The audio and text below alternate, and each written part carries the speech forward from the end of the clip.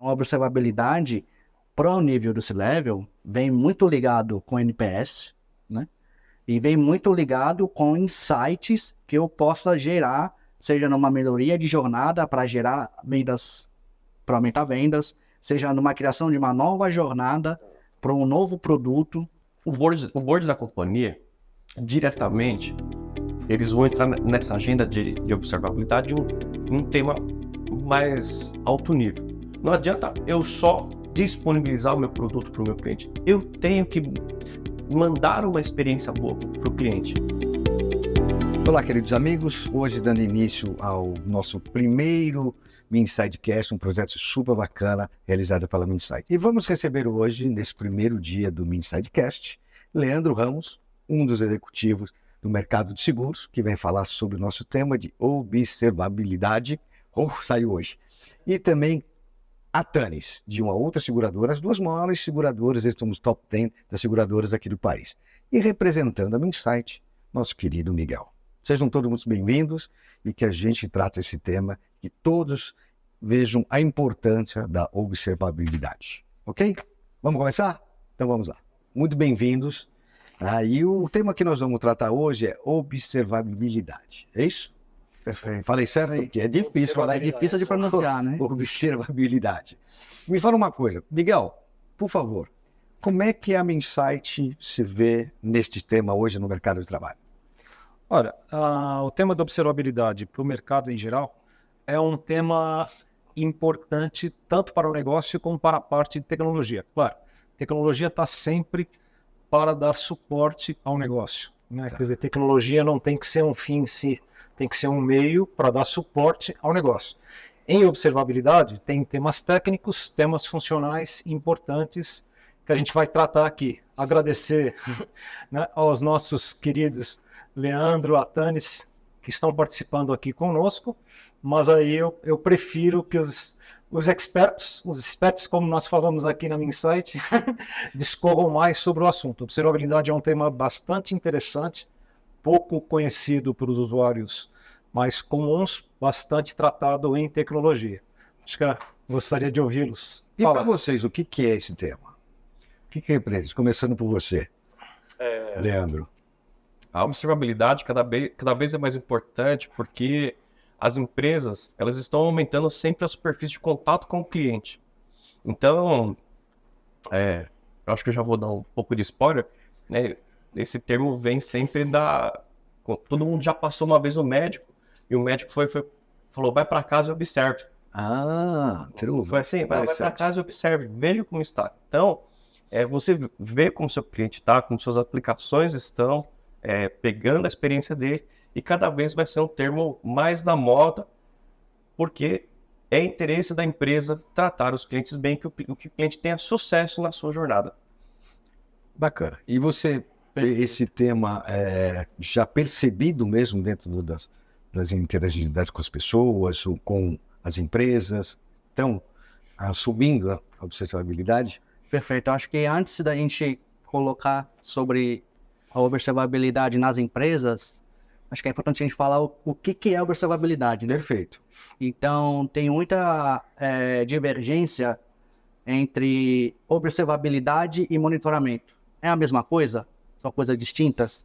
Então, quando eu falo em observabilidade, eu falo da minha capacidade de deixar todo o meu fluxo, todo o meu sistema o mais observável possível, né? Então, eu tenho o fluxo de transações, eu tenho os componentes, como que eu deixo aquilo visível para que quando eu tenha alguma indisponibilidade ou algum gatilho de algum problema, eu consiga identificar. E aí, como que eu identifico? Monitoramento. É onde eu tenho os dashboards, eu tenho métricas, normalmente atrelada aos 4 sinais de ouro do SRE, que é latência, erro, saturação e Esses tráfego. seriam os principais pilares? Esses são os 4 sinais de ouro. Então, eu tenho monitoramento, então eu fico olhando para métricas. Então, eu percebi aqui que eu tenho uma taxa de falha que começou a elevar. Opa, tem algum comportamento ali que precisa de atenção para o time de SRE. Então, observabilidade e monitoramento é isso. Que bacana. E você?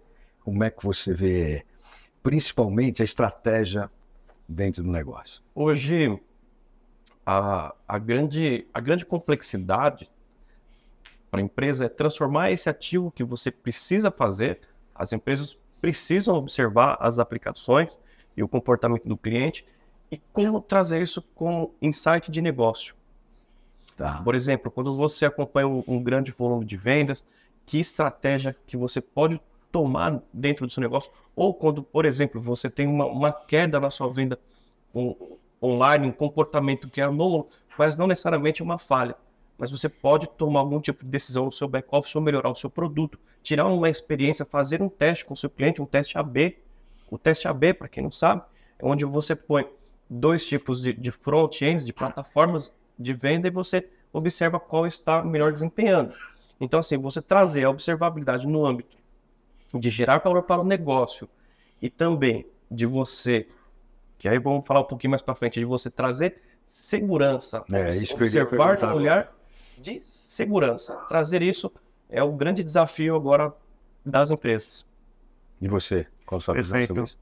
Eu costumo propagar que a observabilidade ela precisa entrar na organização como um pilar estratégico, né? Porque a observabilidade não é somente para a gente olhar capacidade de recursos computacionais, de olhar problemas técnicos, mas sim, como o Leandro trouxe, eu ter insights da experiência do meu cliente na ponta.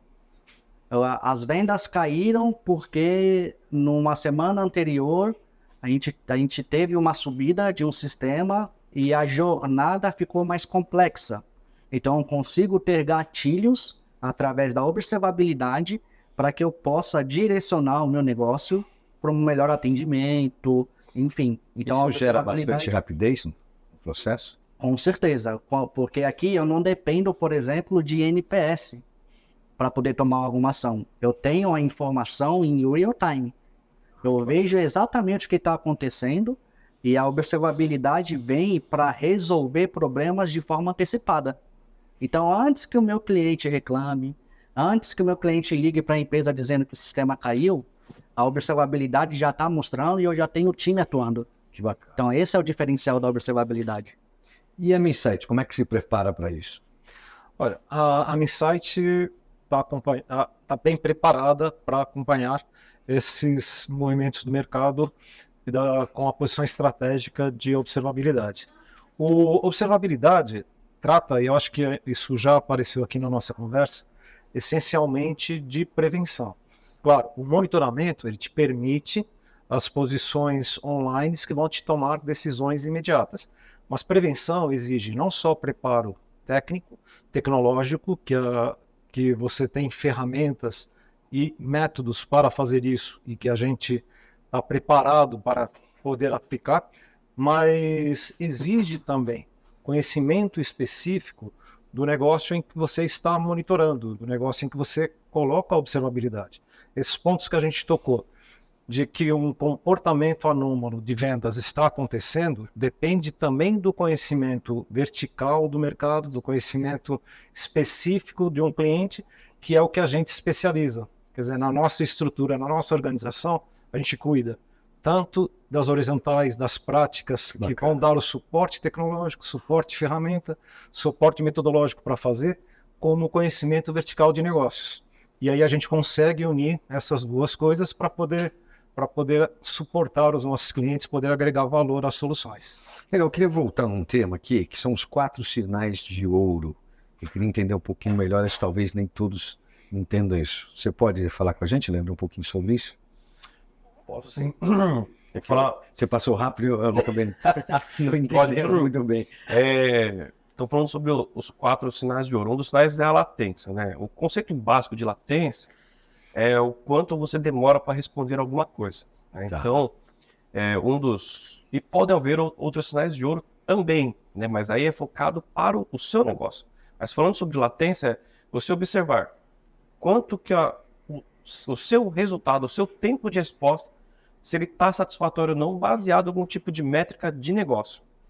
Porque a percepção também falando um pouquinho de observabilidade, a percepção de tempo de resposta, ela pode ser diferente conforme o sentimento do cliente.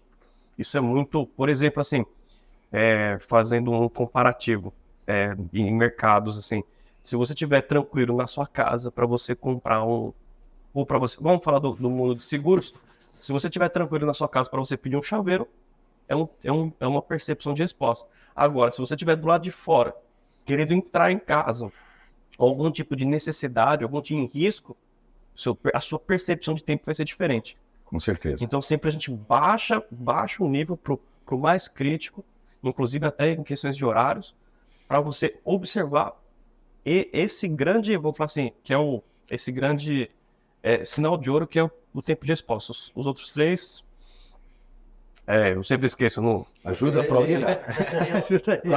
Taxa de erro, né? A taxa de erro também é que eu não gosto de ficar falando palavrinhas em inglês, mas é o threshold de erro. Quanto que a sua aplicação ela foi projetada para suportar de erro. Geralmente é um percentual. Isso envolve orçamento também? O orçamento de erro é muito importante, porque o orçamento de erro, você tem basicamente duas visões de você fazer isso aí. Que é o quê? Você calcular quanto você tem de erro da sua aplicação. Por exemplo, se a sua aplicação recebe 1.000 requisições e você tem 10%, só para eu não errar a matemática, eu vou fazer essas porcentagens. Né? Não tem problema, de quanto custa uma aqui. Se você tem 1.000 requisições e sua taxa de falha é 10%, então você tem 100 requisições para você falhar de orçamento e também seu SLA e SLO. Por exemplo... Desculpa, SLA e SLO. SLA e SLO. SLA é o acordo de nível de serviço, que geralmente ele é estabelecido, ele é estabelecido em contratos, ou mesmo algum tipo de normativo dentro das companhias, algumas áreas de negócios, as áreas de negócios sabem isso aí. Basta a gente ter psicologia para tirar essas informações deles. Já entrou bastante no médico. Prevenção. Então, se sua aplicação, por exemplo, ela funciona por 100 horas, vamos falar assim que a taxa dela funcionar, porque nem tudo é 24/7 nesse mundo. E se ela tem também os mesmos 10%, então ela tem 10 horas de disponibilidade. E aí, aplicando... É bastante isso? 10 horas? Depende da visão crítica. E depende de horário, por exemplo. Por exemplo, se a sua aplicação... Hoje, por exemplo, se o Pix ficar fora 10 horas, é um caos. 2 minutos. 2 minutos. Exatamente. Então, agora, se é um sistema menos crítico, por exemplo, venda de ingresso do jogo, não vou falar time para não... Do Timão. A hora que lançou... Isso é uma polêmica. É uma polêmica. Então, tudo, digamos, relacionado ao seu fator. E aplicando observabilidade para você acelerar o seu negócio, por exemplo, as aplicações que elas têm um alto no sentido de um bom orçamento de erro, você pode premiar aquele time de desenvolvimento. Por exemplo, aquele time pode subir aplicações com menos burocracia, com menos requisitos de teste, porque aquele time ele começa a passar confiabilidade para os times que operam a aplicação. Que interessante. Quer completar com alguma coisa? Perfeito. Aí, complementando a parte do tráfego, né, do sinal de ouro, o tráfego eu tenho a minha aplicação, que ela está projetada para receber uma quantidade de requisições. Aí, em determinado momento, eu percebo que está recebendo 10 vezes mais. Opa! Esse é algum sinal que pode ser, por exemplo, algum ataque ou alguma ação de marketing que a empresa colocou no marketing, que nem sempre está sabendo, né? É verdade. A parte de marketing atua lá e a gente não fica sabendo. E aí tem ali Eu tô rindo porque eu sei como é. E aí tem ali um fluxo que a gente não está percebendo. Então o tráfego ajuda a gente a identificar isso. E pegando também um gancho de orçamento de erro, como ele bem comentou, a gente tem o SLA, que nem sempre eu tenho, né? Que o SLA está atrelado a um contrato, né? Se eu não atingir o SLA, eu pago multa. Elas são metas pré-estabelecidas. Exato. Mas o SLO, que é o objetivo, e o SLI, que são os indicadores, o time de SRE tem que trabalhar. Porque o objetivo eu preciso que o meu fluxo de contratação responda em até X segundos. Quais são os indicadores que eu vou conseguir ter o quantitativo para poder chegar e ter a visão se eu atingir ou não o objetivo? Que bacana. Quanta gente não entende, né? O que tem por trás para a gente ter Tem um muita produto coisa. confiável, Exato. tempos mais reais, mais próximos da nossa necessidade. É bacana porque muitos consumidores vão assistir também e não tem ideia, porque de repente uma Insight, vocês que são das empresas que contratam o serviço, tem a responsabilidade de uma entrega mais próxima possível do 100%.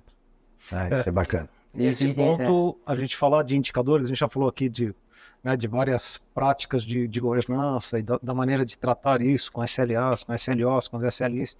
Esses indicadores são muito importantes, porque no final, 30. esses indicadores estão também para proteger o negócio, para proteger o consumidor. Quando você coloca as SLAs combinadas com uma boa prática de disponibilidade, com tempo de atuação, você está preocupado com o negócio, com o atendimento que você está fazendo. Então, quando você estabelece um SLA de 98% de disponibilidade, com uma janela temporal e um horário comercial, você está pensando num consumidor prático que está comprando durante o dia e tem que ter disponibilidade das suas aplicações. Mas tem N aplicações de assistências noturnas, de horários uma diferentes. cadeia, né? Que até chegar no consumidor, cadeia, bate e é volta uma cadeia. várias vezes. Então, quando você tem todos esses indicadores tratados corretamente para o teu negócio, você consegue ter um atendimento ao consumidor em geral mais eficiente, aumenta, agrega valor à companhia. Quer dizer, não é só uma questão técnica do sistema estar pronto, disponível. É uma questão da suporte e agregar valor ao atendimento, ao produto com que a companhia está no mercado. Então, é extremamente importante. E é legal que você vê, eles participam de 2 empresas, né? E como é importante para eles a observabilidade constante, né?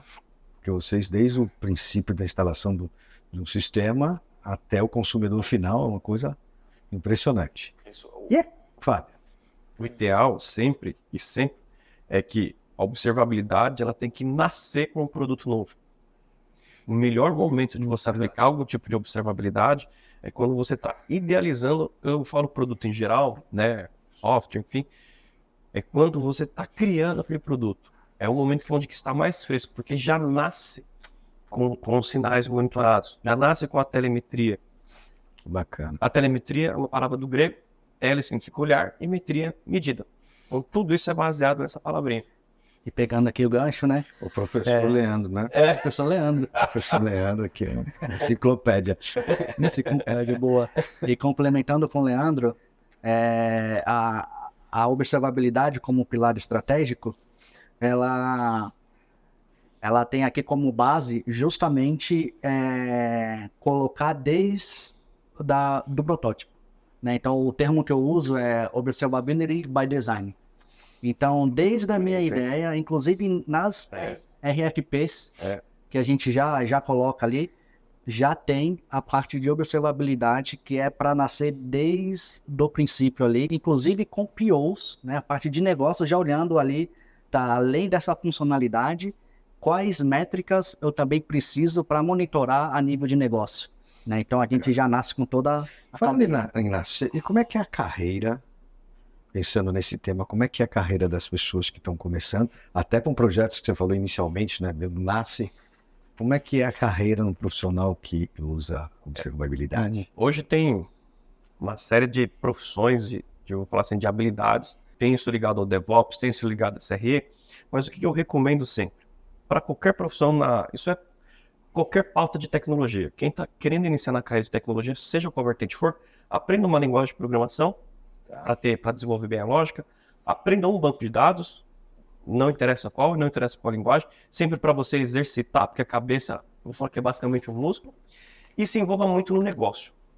A parte mais importante, depois que você aprender uma linguagem de programação e um banco de dados, você tem domínio sobre isso, aí você vai começar a estudar uma série de outros conceitos. Então, quanto mais que o profissional do futuro, vindo com essas tecnologias de inteligência generativa, ele vai ser aquele profissional mais amplo. Então, você primeiro... Isso independe da idade, né? Independente da idade. Eu falo que nunca... Se eu estou começando a voltar a programar um pouquinho, todo mundo pode. Só um pouquinho, né? Só um pouquinho. Então, isso que o professor Leandro falou aqui, mas a gente só um pouquinho. E falando nisso, como é que vocês veem os próximos anos, principalmente na abordagem de IA, que é uma coisa que está latente agora, né, em todos os planos de negócio? Eu li alguns artigos, né, sobre a questão de generativa, Porque assim, né, tem vários tipos de inteligência, né? O que está na moda agora é a generativa. Então, falando sobre a generativa, a gente não pode esquecer que ela precisa aprender, para não ter um efeito chamado confusão. É uma palavra semelhante a essa, que ela dá Confusão. e ela dá falsos positivos. Então, você pode aplicar as ferramentas agora de observabilidade, elas estão aplicando esse tipo de inteligência, inclusive para achar a falha mais rápido, para ajudar o analista Isso impacta direto, né? Exatamente. Ou começar a olhar, aí já vai para uma inteligência mais tradicional, que é baseada em estatística, já começa a fazer previsão de erro. Então as ferramentas já começam a acumular os logs. Para quem não sabe, logs, né, são informações que geralmente as aplicações elas escrevem, ou pode ser arquivos, mandam em filas, streams de dados. Então esses logs são armazenados e eles podem gerar indícios e tracing da sua aplicação.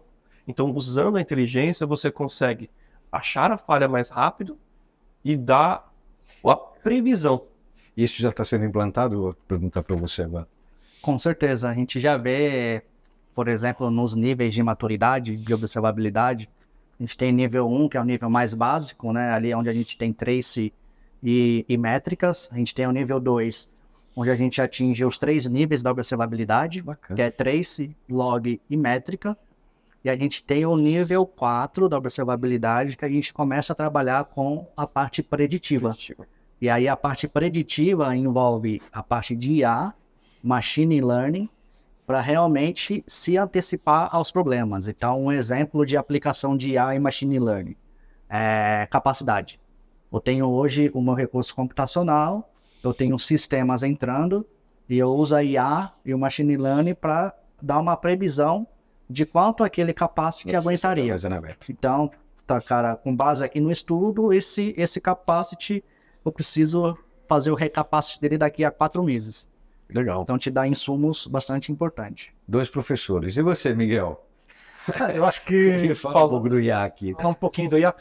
O IA já é uma realidade, né? Quer dizer, o IA a gente já não pode mais considerar como sendo só uma inovação. Claro que ele traz inovação para uma série de coisas, mas ele já é uma realidade. A gente já está convivendo com ele em diversos segmentos, em diversos ramos, em diversas tecnologias. A observabilidade não é diferente, né? Eu acho que um pouco disso muda a maneira de fazer algumas coisas, mas a IA essencialmente é uma mudança que vai trazer melhorias, vai trazer mais eficiência, vai trazer, sem dúvida, eficiência em algumas coisas mudam, capacidades das pessoas que precisam ser habilitadas para isso. Legal. Então, tirando um pouco da questão da tecnologia, todos precisamos nos preparar para IA. Acho que é extremamente importante que as pessoas se preparem para isso. Níveis de maturidade de IA, assim, na observabilidade? Sem dúvida, existem níveis de maturidade. Vocês conseguem mapear um pouquinho esses níveis de maturidade? Que hoje, não sei se eu peguei vocês na pergunta. Não. Tem alguns níveis, né? Então, por exemplo, eu tenho um nível mais básico, que é onde eu faço uso dela sem realmente treinar a inteligência para a necessidade que eu preciso, né? E conforme eu vou deixando a minha inteligência mais próxima da minha necessidade, mais próxima do meu negócio, mais madura ela está. Então aqui a gente consegue mitigar risco de respostas enviesadas. Já entra a segurança. A gente consegue mitigar risco de respostas ali que não estão mais atreladas com a realidade. Então a gente consegue fazer essa curadoria e deixar um nível de maturidade mais assertivo. Que bacana. Eu ia só pegar um último gancho com relação a isso, porque eu acho que essa parte de aprendizado, e aqui na Insight a gente tem programas diferentes, a gente falou já de começo de carreira, de programas de pessoas de começo em carreira, como alguns programas como 40+, como 50+, que a gente considera muito importante. Especialmente quando a gente está falando de IA, está falando de aprendizado, está falando de diversidade de conhecimentos que é necessário para você treinar, para você fazer curadoria. Esse ambiente heterogêneo é extremamente importante. E é bacana as pessoas saberem que vocês fazem isso aqui. A gente faz isso. Tem sido uma experiência muito, muito interessante. até porque tem uma série de componentes que você agrega, né? De comprometimento, de conhecimento. E aí, quando você trata da curadoria, essencialmente você ter uma heterogeneidade disso é extremamente importante, né? É saudável, A gente- né? E acaba sendo saudável. Saudável. A gente está falando de casos aí recentemente aqui a gente acabou de ver um problema de uma pessoa presa por um reconhecimento facial incorreto que tem muito a ver com a curadoria de como é que ele foi treinado, né? Do tipo de pessoa que estava no evento, do tipo da idade, do tipo de raça, Bacana. e que eventualmente causou um erro porque não teve heterogeneidade suficiente no treinamento da IA que fazia o reconhecimento facial. Então, quer dizer, a IA traz uma série de vantagens, tem que ser bem usada, tem que ser madura, para que a gente possa extrair o maior valor dela possível. Bacana. Você quer completar? Acho que, voltando um pouco para o tema de observabilidade e de até aplicar a IA,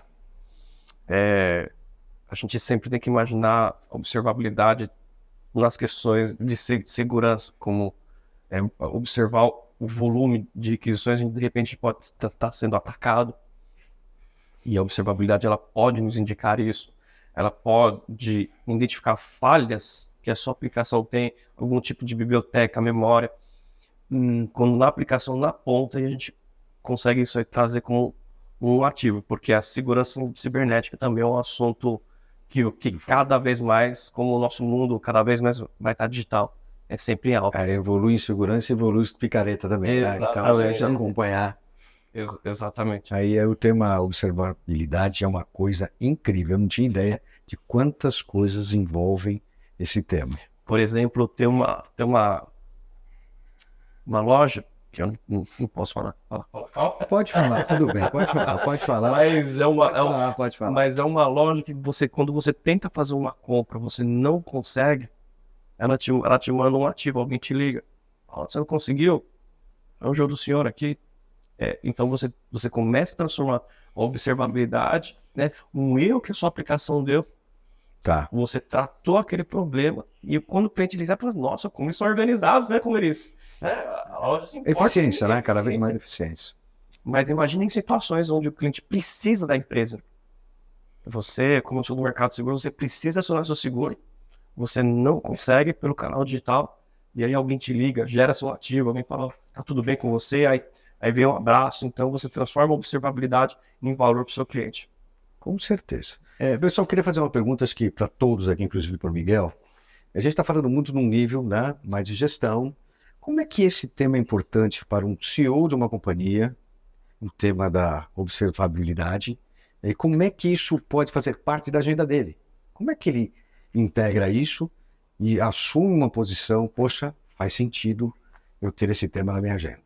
O board da companhia, diretamente, eles vão entrar nessa agenda de observabilidade um tema mais alto nível.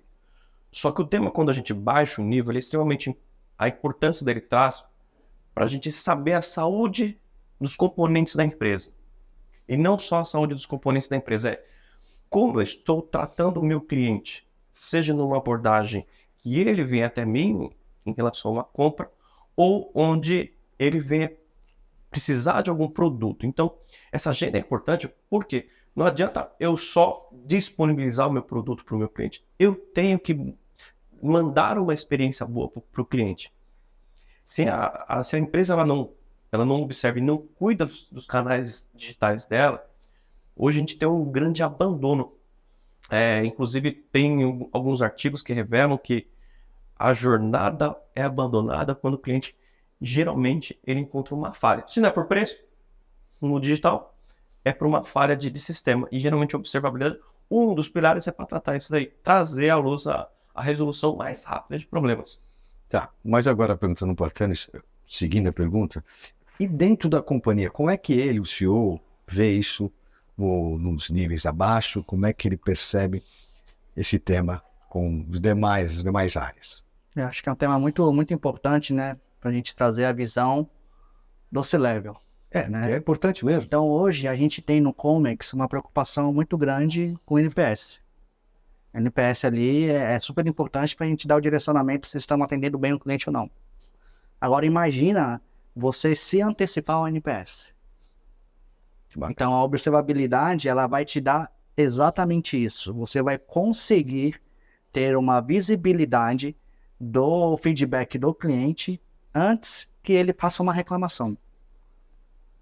Além disso, com a observabilidade, eu consigo gerar insights de um novo produto que a empresa possa lançar, com base na experiência que eu estou coletando de métricas. Então, a observabilidade para o nível do C-Level vem muito ligado com NPS, né? E vem muito ligado com insights que eu possa gerar, seja numa melhoria de jornada para gerar vendas, para aumentar vendas, seja numa criação de uma nova jornada para um novo produto. Então, tudo isso a observabilidade traz para que a gente consiga dar um direcionamento melhor para a empresa. Principalmente nos novos conceitos de errar rápido e E consertar. aprender rápido, exatamente. Quando a gente tem aquelas perguntas, como o meu produto está desempenhando no mercado? Hoje, a observabilidade, o Analytics dentro da observabilidade, ela te traz essa resposta. Analytics é uma coisa interessante que a gente não falou. Miguel, e na sua visão, como é que o CEO deve receber essa informação? Eu acho que o CEO ele tem que estar preocupado com a jornada do cliente e em se tratando de retenção, tanto como retenção de cliente, como da experiência do cliente com a empresa que ele está gerindo. A observabilidade permita que ele seja preventivo, né, e que ele garanta que a jornada do cliente é eficiente. Então, apesar de, em geral, não se ligar a observabilidade a um aumento de vendas, eu acho que a gente pode ligar sim à experiência do cliente na sua jornada em termos de qualidade, em termos de percepção de qualidade da empresa. Então eu tenho uma empresa que ela tem um produto que eu quero, que é o produto que eu preciso, mas ela está disponível na hora que eu preciso, ela está funcionando e reagindo na hora que eu tive um problema, ela é responsiva às minhas necessidades. Então tem que estar no board, né, na agenda dele, que observabilidade vai permitir que ele dê isso ao seu cliente, que ele agregue isso ao seu cliente. E também passa segurança para toda a sua equipe. Que tenha segurança para fazer isso.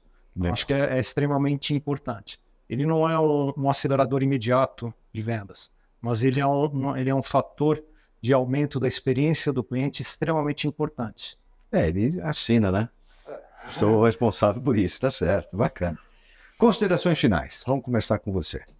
Boa. Então a gente comentou aqui um papo bem rápido, né? E olha o tanto de pilares que nós passamos, né? Nós passamos de pilar estratégico, falamos de negócio, de governança, de segurança, de insights que podem mudar o jogo do negócio, como esse que o Leandro trouxe de ligar para o cliente para recuperar uma venda. Treinamento, nós estamos treinamento, carreira, de tendências, né, para o futuro.